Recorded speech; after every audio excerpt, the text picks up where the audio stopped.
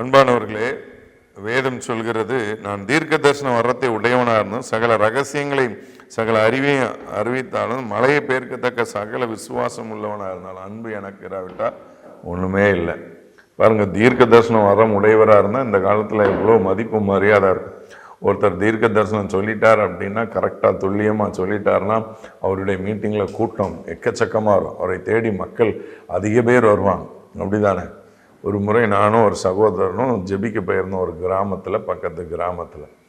அப்போ அந்த திருச்சபையார் ஆர்சி திருச்சபையை சேர்ந்த மக்கள். அப்போ அவங்களுடைய மாமனார் சீரியஸாக இருக்கார், ஜோமனனும். நான் எதுக்காக ஜெபிக்கணும் அப்படின்னு சொல்லி கேட்டால், இல்லை எங்கள் மாமனார் சீரியஸாக இருக்கிறார், 90 வயதுக்கு மேலே ஆயிடுச்சு, நாங்கள் வெளியூர்லேருந்து வாரோம், நாங்கள் அவருக்கு பால் பழம்லாம் கொடுத்தா அவர் நல்லா கெதியாகிறார், ஸ்டாண்டர்ட் ஆகிறார்.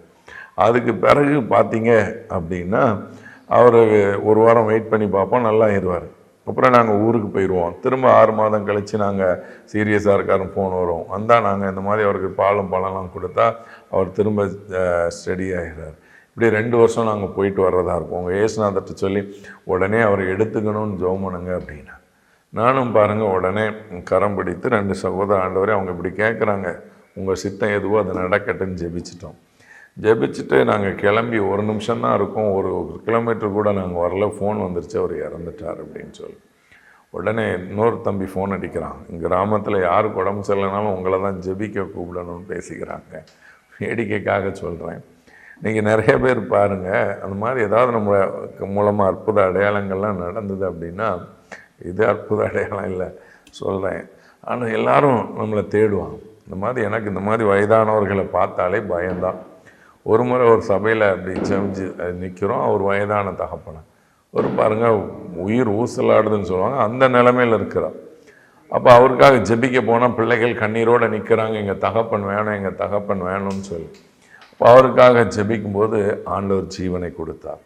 கிட்டத்தட்ட அதுக்கு பிறகு அவங்க ரொம்ப வருடம், ஒரு 10 வருடம், கிட்டத்தட்ட 100 வயதுக்கிட்ட வாழ்ந்து அவர் மரித்து போனார். இன்றைக்கி பாருங்கள், நம்ம சகல வரங்கள் வல்லமைகள் உடையவர்களாக இருக்கலாம், ஆனால் அன்பு இல்லைன்னா ஒன்றும் இல்லை. மலையை பெயர்க்கத்தக்க விசுவாசம் உள்ளவர்களாக இருக்கலாம், அன்பு இல்லை அப்படின்னா ஒன்றுமே இல்லை. இன்றைக்கி ஆண்டவர் உங்ககிட்ட எதிர்பார்க்கிறது அன்பு. சரியா? உங்களுக்காக நான் ஜெபிக்கிறேன். தகப்பனே, இந்த பிள்ளைகளுடைய வாழ்க்கையில் அன்பின் அபிஷேகத்தை ஊற்றுவீராக.